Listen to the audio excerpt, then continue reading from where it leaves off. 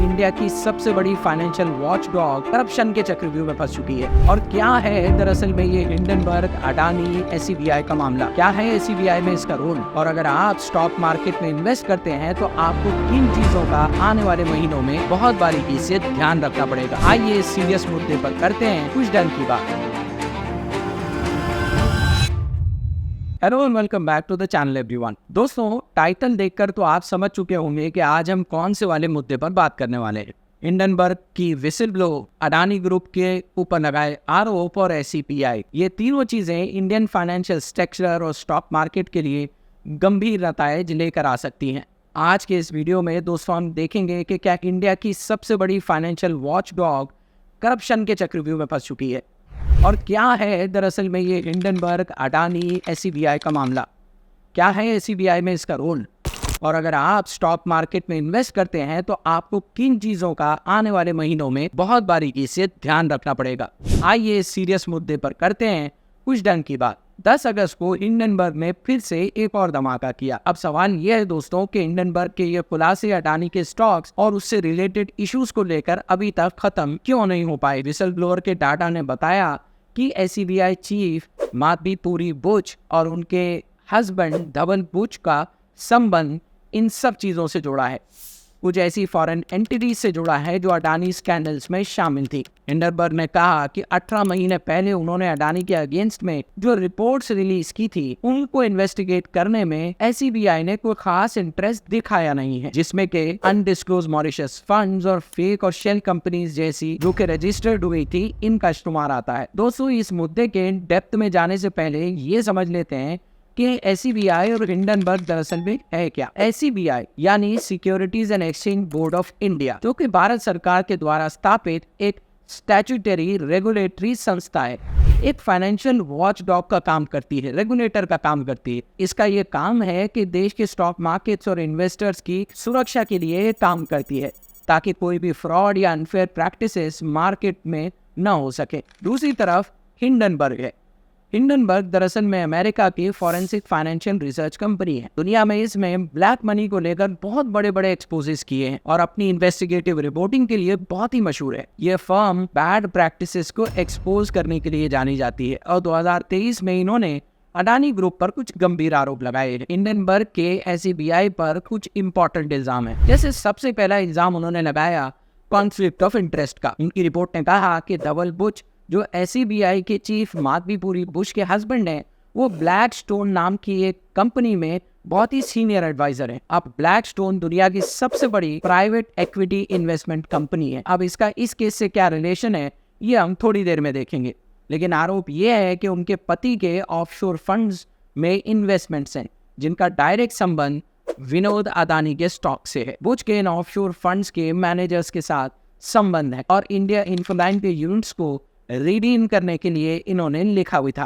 इस दौरान में सिंगापुर में एक ऑफशोर कंसल्टिंग फर्म में भी है अगोरा, और ये सिर्फ 2 हफ्ता बाद उन्होंने ये सारी चीजों को अपने हस्बैंड के नाम कर दिया, सिर्फ 2 हफ्ते बाद, जबकि उन्होंने एसबीआई के चेयरपर्सन का चार्ज संभाला। न सिर्फ इन्होंने उन ऑफशोर एंटिटीज जो अडानी की थी उनमें इन्वेस्ट किया, बल्कि स्टॉक प्राइसेस को आर्टिफिशियली बढ़ाने का काम किया, मैनिपुलेट किया। दूसरा इंपॉर्टेंट आरोप जो इन पर लगा वो है अडानी की इन्वेस्टिगेशंस में डिले करना। रिपोर्ट में दावा किया गया है कि उन्होंने न सिर्फ डिले किया बल्कि पार्शियलिटी भी दिखाई है।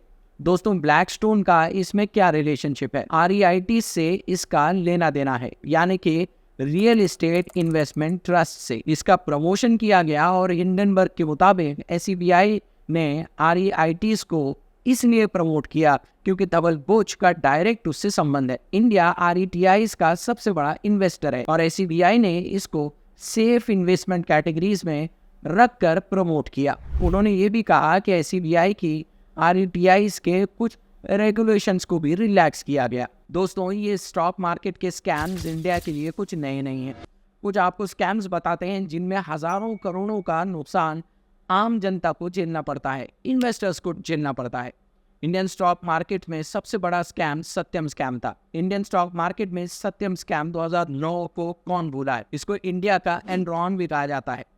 रामालिंगा राजू ने कंपनीज के अकाउंट में हेरा फेरी की और इसको करके रेवेन्यूज, प्रॉफिट और मार्जिन्स को फेकली इन्फ्लेट किया। इसके चलते 7,000 करोड़ का ये स्कैम हुआ, जिसके अंदर कॉर्पोरेट गवर्नेंस पर एक बड़ा सवाल उठा।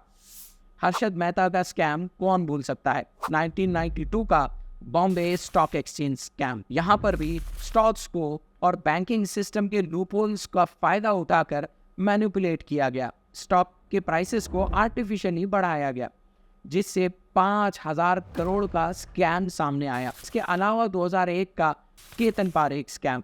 केतन पारेख ने .com बूम के दौरान में K10 स्टॉक्स के प्राइस को मैनिपुलेट किया, जिसके जरिए 40,000 करोड़ का लगभग स्कैम सामने आया। और इन स्कैम्स ने बैंक्स, ब्रोकर्स और कॉर्पोरेट सेक्टर के बीच में इस चलने वाले निक्सस को एक्सपोज करके रख दिया। दोस्तों, ये स्कैम भी इसी कॉर्पोरेट गवर्नेंस से रिलेटेड है।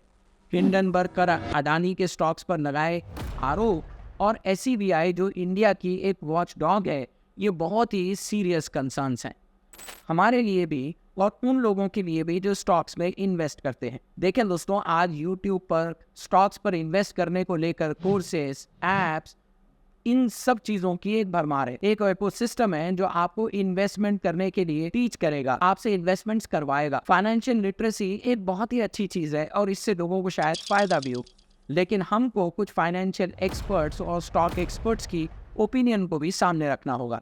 हमने इन्हीं ओपिनियन को लिया है और आपके सामने इस केस के चलते कुछ इम्पॉर्टेंट टेक अवेज देते हैं।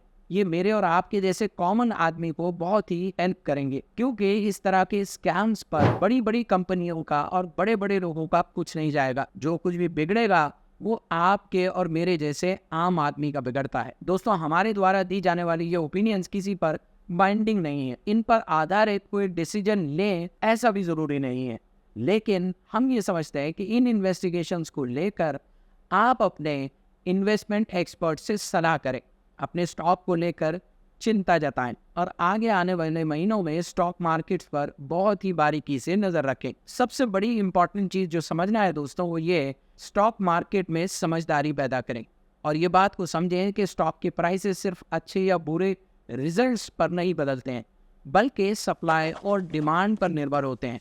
हिंडनबर्ग जैसे शॉर्ट सेलर्स डिमांड को गिरा देते हैं, इन्वेस्टर इन्वेस्ट करना बंद कर देते हैं और कोशिश करते हैं कि स्टॉक प्राइसेस जिनकी वजह से गिर जाती हैं। दोस्तों, FII और DII के रोल को भी इसमें इंडियन स्टॉक मार्केट में आप समझ लीजिए। पिछले कुछ सालों में FII यानी कि फॉरेन इंस्टीट्यूशनल इन्वेस्टर्स ने इंडियन स्टॉक मार्केट में निवेश कम किया है, जबकि डोमेस्टिक इंस्टीट्यूशनल इन्वेस्टर्स का निवेश जैसे कि HDFC AMC, निपॉन AMC, इनका निवेश बढ़ा है। इन्होंने इसको सपोर्ट किया है।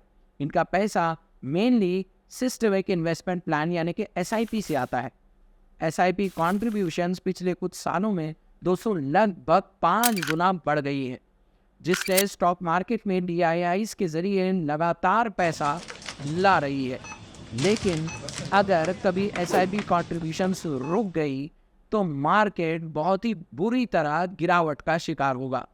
ये आज या एकदम से बिल्कुल नहीं होगा, हो सकता है कि ये आने वाले कुछ महीनों में इसका असर दिखे और इसके चलते स्मॉल और मिड कैप स्टॉक्स पर बहुत ही ज़्यादा रिस्क है। ये स्टॉक्स ज़्यादातर DIIs के पैसों पर सपोर्टेड हैं। अगर मार्केट में कोई करेक्शन आता है तो ये स्टॉक सबसे ज़्यादा गिरेंगे। अपने स्टॉक प्रोफाइल के डाइवर्सिफिकेशन की आपको बेहद ज़रूरत है। लास्ट में दोस्तों, वैल्यूएशन रिस्क को भी समझ लीजिए। मार्केट ऑल टाइम आज हाई पर है और इसीलिए वैल्यूएशन रिस्क बहुत ही ज़्यादा है। TP ग्लोबल स्टॉक से मार्केट में 20 to 30% गिरावट हो सकती है, इसलिए इन्वेस्टमेंट्स को स्मार्टली मैनेज करना बहुत ही ज़रूरी है। दोस्तों, लास्ट में आपसे एक बात कहेंगे कि इन्वेस्टमेंट में किसी भी तरह के राष्ट्रवाद या इमोशनल अपील का शिकार मत होइए। किसी स्पेसिफिक प्राइवेट कंपनी या स्टॉक में इसके चलते इन्वेस्ट मत कीजिए। सिर्फ वो स्टॉक्स खरीदिए जो फंडामेंटल्स पर स्ट्रांग उतरते हैं। दोस्तों, होप कि आपको हमारा ये वीडियो पसंद आया हो, इन्फॉर्मेटिव लगा हो। If so, do share it with your family and friends. हमारे चैनल को ज़रूर सब्सक्राइब कीजिए, आपके कमेंट दीजिए और सजेशंस कीजिए। मिलते हैं अगले वीडियो में, तब तक के लिए थैंक यू वेरी मच।